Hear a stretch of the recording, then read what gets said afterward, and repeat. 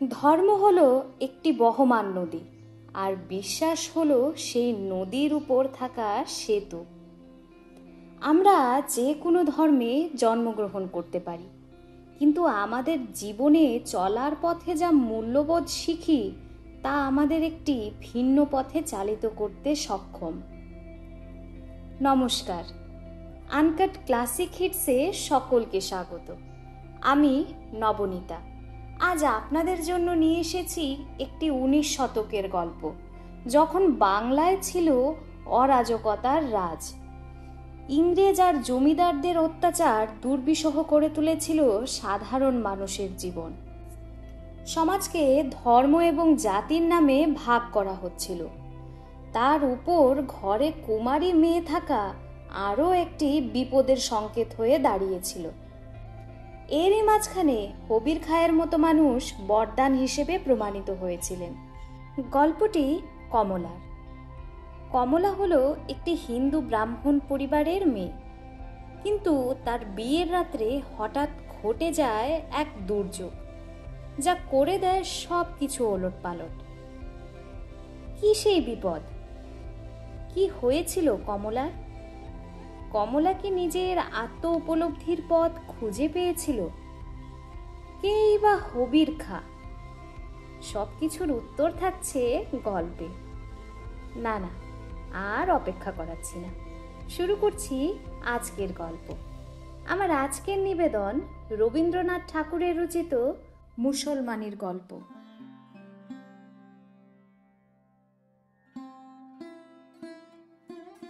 তখন অরাজকতার চরগুলো কণ্টকিত করে রেখেছিল রাষ্ট্রশাসন। অপ্রত্যাশিত অত্যাচারের অভিঘাতে দোলায়িত হতো দিন রাত্রি। দুঃস্বপ্নের জাল জড়িয়েছিল জীবনযাত্রার সমস্ত ক্রিয়াকর্মে। গৃহস্থ কেবলই দেবতার মুখ তাকিয়ে থাকত। অপদেবতার কাল্পনিক আশঙ্কায় মানুষের মন থাকত আতঙ্কিত। মানুষ হোক আর দেবতাই হোক, কাউকে বিশ্বাস করা কঠিন ছিল। কেবলই চোখের জলের দোহাই পারতে হতো।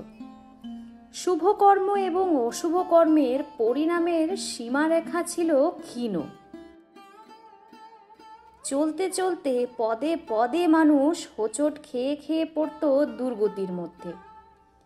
এমন অবস্থায় বাড়িতে রূপসী কন্যার অভ্যাগম ছিল যেন ভাগ্যবিধাতার অভিসম্পাত। এমন মেয়ে ঘরে এলে পরিজনরা সবাই বলতো, পোড়ার মুখীর বিদায় হলেই বাঁচি। সেই রকমেরই একটা আপদ এসে জুটেছিল 3 মহলার তালুকদার বংশীবদনের ঘরে। কমলা ছিল সুন্দরী, তার বাপ মা গিয়েছিল মারা। সেই সঙ্গে সেও বিদায় নিলেই পরিবার নিশ্চিন্ত হতো, কিন্তু তা হলো না। তার কাকা বংশী অভ্যস্ত স্নেহে অত্যন্ত সতর্কভাবে এতকাল তাকে পালন করে এসেছে। তার কাকে কিন্তু প্রতিবেশিনীদের কাছে প্রায়ই বলতো, দেখো তো ভাই, মা বাবাকে রেখে গেল কেবল আমাদের মাথার সর্বনাশ চাপিয়ে। কোন সময়ে কি হয় বলা যায় না। আমার এই ছেলে পিলের ঘর, তারই মাঝখানে ও যেন সর্বনাশের মশাল জ্বালিয়ে রেখেছে। চারিদিক থেকে কেবল দুষ্টু লোকের দৃষ্টি এসে পড়ে। ওই একলা ওকে নিয়ে আমার ভরাডুবি হবে কোনদিন, সেই ভয়ে আমার ঘুম হয় না। এতদিন চলে যাচ্ছিল একরকম করে, এখন আবার বিয়ের সম্বন্ধ এলো। সেই ধুমধামের মধ্যে তো আর ওকে লুকিয়ে রাখা চলবে না। ওর কাকা বলতো, সেই জন্যই আমি এমন ঘরে পাত্র সন্ধান করছি যারা মেয়েকে রক্ষা করতে পারবে। ছেলেটি মোচাখালীর পরমানন্দ শেঠের মেজ ছেলে। অনেক টাকার তবিল চেপে বসে আছে। বাপ মরলেই তার চিহ্ন পাওয়া যাবে না। ছেলেটি ছিল বেজায় শৌখিন। বাজ পাখি উড়িয়ে, জুয়া খেলে, বুলবুলের লড়াই দিয়ে খুব বুক ঠুকেই টাকা ওড়াবার পথ খোলসা করেছিল। নিজের সম্পদের গর্ব ছিল তার খুব। অনেক ছিল মাল। মোটা মোটা ভোজপুরি পালোয়ান ছিল, সব বিখ্যাত লাঠিয়াল। সে বলে বেড়াতো সমস্ত তল্লাটে কোন ভগ্নিপতির পুত্র আছে যে ওর গায়ে হাত দিতে পারে। মেয়েদের সম্বন্ধে সে ছেলেটি বেশ একটু শৌখিন ছিল। তার এক স্ত্রী আছে, আরও একটি নবীন বয়সের সন্ধানে সে ফিরছে। কমলার রূপের কথা তার কানে উঠল। শেঠ বংশ খুব ধনী, খুব প্রবল, ওকে ঘরে নেবে এই হলো তাদের পণ।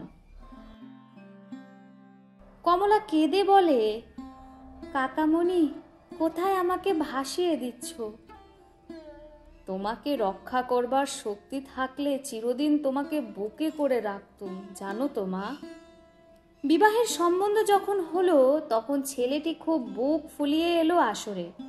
বাজনাবাদ্যি সমারোহের অন্ত ছিল না। কাকা জোর হাত করে বললে, বাবাজি, এত ধুমধাম করা ভালো হচ্ছে না, সময় খুব খারাপ। শুনে সে আবার ভগ্নিপতিদের আস্পর্ধা করে বললে, দেখা যাবে কেমন সে কাছে ঘেঁষে। কাকা বললে, বিবাহ অনুষ্ঠান পর্যন্ত মেয়ের দায় আমাদের, তারপর মেয়ে এখন তোমার, তুমি ওকে নিরাপদে বাড়ি পৌঁছাবার দায় নাও। আমরা এ দায় নেবার যোগ্য নই, আমরা দুর্বল। ও বুক ফুলিয়ে বললে, কোনো ভয় নেই। ভোজপুরি দারোয়ানরা গোফ চারা দিয়ে দাঁড়ালে সব লাঠি হাতে। কন্যা নিয়ে চললেন বর সেই বিখ্যাত মাঠের মধ্যে, তালতড়ির মাঠ। মধুমল্লার ছিল ডাকাতের সর্দার। সে তার দলবল নিয়ে রাত্রি যখন 2 প্রহর হবে মশাল জ্বালিয়ে হাঁক দিয়ে এসে পড়ল। তখন ভোজপুরীদের বড় কেউ আর বাকি রইল না। মধুমল্লার ছিল বিখ্যাত ডাকাত, তার হাতে পড়লে পরিত্রাণ নেই। কমলা ভয়ে চতুর্দোলা ছেড়ে ঝোপের মধ্যে লুকোতে যাচ্ছিল। এমন সময় পিছনে এসে দাঁড়ালো বৃদ্ধ হবির খাঁ। তাকে সবাই পয়গম্বরের মতোই ভক্তি করত। হবির সোজা দাঁড়িয়ে বললে, বাবা সকল তফাৎ যাও, আমি হবির খাঁ। ডাকাতরা বললে, খাঁ সাহেব, আপনাকে তো কিছু বলতে পারবো না, কিন্তু আমাদের ব্যবসা মাটি করলেন কেন? যাই হোক, তাদের ভঙ্গ দিতেই হলো। হবির এসে কমলাকে বললে, তুমি আমার কন্যা, তোমার কোনো ভয় নেই, এখন এই বিপদের জায়গা থেকে চলো আমার ঘরে। কমলা অত্যন্ত সংকুচিত হয়ে উঠল। হবির বললে, বুঝেছি, তুমি হিন্দু ব্রাহ্মণের মেয়ে, মুসলমানের ঘরে যেতে সংকোচ হচ্ছে, কিন্তু একটা কথা মনে রেখো, যারা যথার্থ মুসলমান তারা ধর্মনিষ্ঠ ব্রাহ্মণকে সম্মান করে। আমার ঘরে তুমি হিন্দু বাড়ির মেয়ের মতোই থাকবে। আমার নাম হবির খাঁ, আমার বাড়ি খুব নিকটে, তুমি চলো, তোমাকে আমি খুব নিরাপদে রেখে দেব। কমলা ব্রাহ্মণের মেয়ে, সংকোচ কিছুতে যেতে চায় না। সে দেখে হবির বলল, দেখো, আমি বেঁচে থাকতে এই তল্লাটে কেউ নেই যে তোমার ধর্মে হাত দিতে পারে, তুমি এসো আমার সঙ্গে, ভয় করো না। হবির খাঁ কমলাকে নিয়ে গেল তার বাড়িতে। আশ্চর্য এই, মুসলমান 8 মহলা বাড়ির এক মহলে আছে শিব মন্দির আর হিন্দুয়ানির সমস্ত ব্যবস্থা। একটি বৃদ্ধ হিন্দু ব্রাহ্মণ এলো।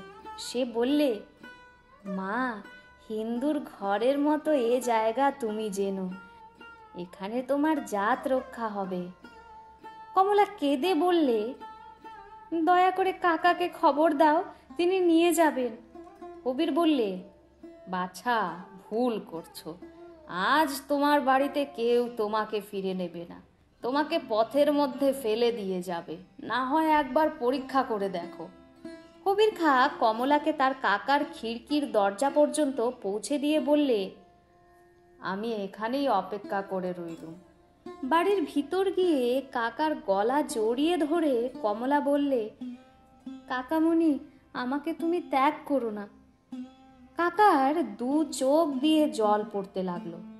কাকি এসে দেখে বলে উঠল, দূর করে দাও, দূর করে দাও অলক্ষীকে।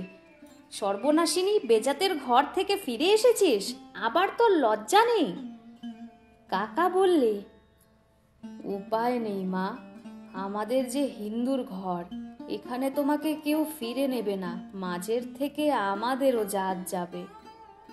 মাথা হেট করে রইল কমলা কিছুক্ষণ, তারপর ধীর পদক্ষেপে খিড়কির দরজা পার হয়ে হবিরের সঙ্গে চলে গেল। চিরদিনের মতো বন্ধ হয়ে গেল কাকার ঘরে ফেরার কপাট।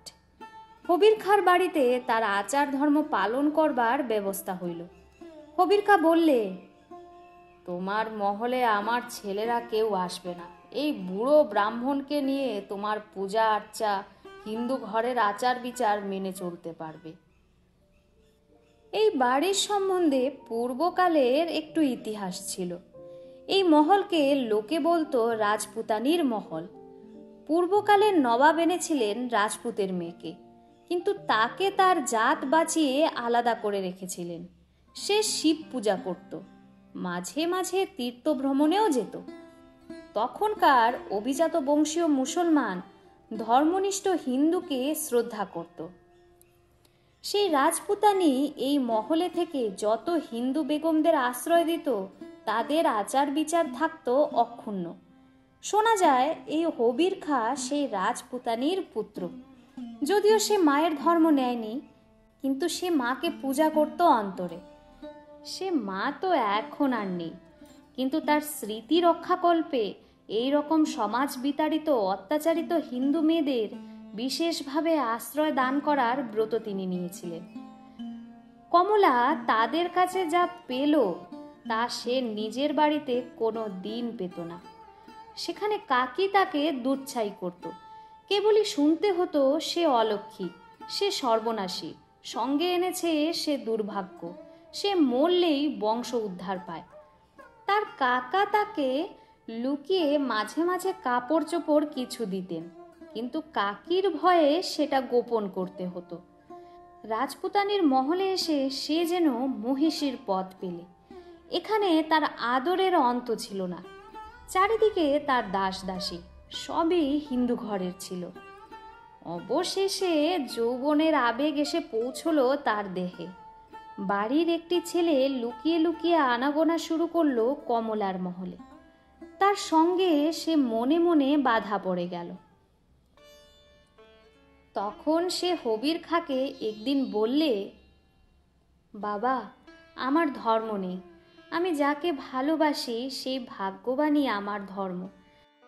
যে ধর্ম চিরদিন আমাকে জীবনের সব ভালোবাসা থেকে বঞ্চিত করেছে, অবজ্ঞার আস্তাকুড়ের পাশে আমাকে ফেলে রেখে দিয়েছে, সেই ধর্মের মধ্যে আমি তো দেবতার প্রসন্নতা কোনোদিন দেখতে পেলুম না। সেখানকার দেবতা আমাকে প্রতিদিন অপমানিত করেছে, সে কথা আজও আমি ভুলতে পারিনি। আমি প্রথম ভালোবাসা পেলুম বাপজান তোমার ঘরে। জানতে পারলুম হতভাগিনী মেয়েরও জীবনের মূল্য আছে। যে দেবতা আমাকে আশ্রয় দিয়েছেন, সেই ভালোবাসার সম্মানের মধ্যে তাকেই আমি পুজো করি। তিনিই আমার দেবতা, তিনি হিন্দুও নন, মুসলমানও নন। তোমার মেজো ছেলে করিম, তাকে আমি মনের মধ্যে গ্রহণ করেছি। আমার ধর্মকর্ম ওর সঙ্গেই বাধা পড়েছে। তুমি মুসলমান করে নাও আমাকে, তাতে আমার আপত্তি হবে না। আমার না হয় দুই ধর্মই থাকলো। এমনই করে চলল ওদের জীবনযাত্রা। ওদের পূর্বতন পরিজনদের সঙ্গে আর দেখা সাক্ষাতের কোনো সম্ভাবনা রইল না। এদিকে হবির খাঁ কমলা যে ওদের পরিবারের কেউ নয়, সেটা ভুলিয়ে দেবার চেষ্টা করলে। ওর নাম হলো মেহেরজান। ইতিমধ্যে ওর কাকার দ্বিতীয় মেয়ের বিবাহের সময় এলো। তারও বন্দোবস্ত হলো পূর্বের মতো। আবার এলো সেই বিপদ। পথের মধ্যে হুঙ্কার দিয়ে এসে পড়ল সেই ডাকাতের দল। শিকার থেকে একবার তারা বঞ্চিত হয়েছিল, সে দুঃখ তাদের ছিল। এবার তার শোধ নিতে চায়, কিন্তু তারই পিছন পিছন আরও এক হুঙ্কার এলো, খবরদার! ওই রে, হবির খাঁর চেলারা এসে সব নষ্ট করে দিলে। কন্যাপক্ষরা যখন কন্যাকে পালকির মধ্যে ফেলে রেখে যে যেখানে পেল দৌড় মারতে চায়, তখন তাদের মাঝখানে দেখা দিল হবির খায়ের অর্ধচন্দ্র আঁকা পতাকা বাঁধা বর্ষার ফলক। সেই বর্ষা নিয়ে দাঁড়িয়েছে নির্ভয়ে একটি রমণী। সরলাকে তিনি বললেন, বোন, তোর ভয় নেই। তোর জন্য আমি তার আশ্রয় নিয়ে এসেছি যিনি সকলকে আশ্রয় দেন, যিনি কারো জাত বিচার করেন না। কাকা, প্রণাম তোমাকে। ভয় নেই, তোমার পা ছুব না। এখন একে তোমার ঘরে নিয়ে যাও। একে কিছুতে অস্পৃশ্য করেনি। কাকিকে বলো অনেক দিন তার অনিচ্ছুক অন্নবস্ত্রে মানুষ হয়েছি। সে ঋণ যে আজ এমন করে শুধতে পারবো তা ভাবিনি। ওর জন্য একটি রাঙা চেলি এনেছি, সে এই নাও। আর একটি কিংখাবের আসন। আমার বোন যদি কখনো দুঃখে পড়ে তবে মনে থাকে যেন তার মুসলমান দিদি আছে তাকে রক্ষা করবার জন্যে।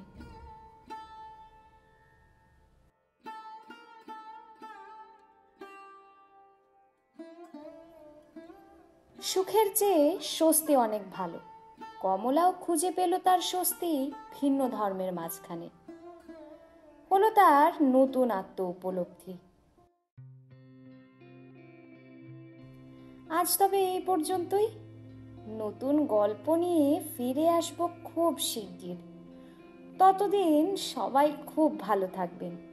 আর হ্যাঁ, গল্প ভালো লেগে থাকলে গল্পটিকে লাইক ও চ্যানেলটিকে সাবস্ক্রাইব করে দিতে হবে। এবার তাহলে বিদায় নিচ্ছি। শুভরাত্রি।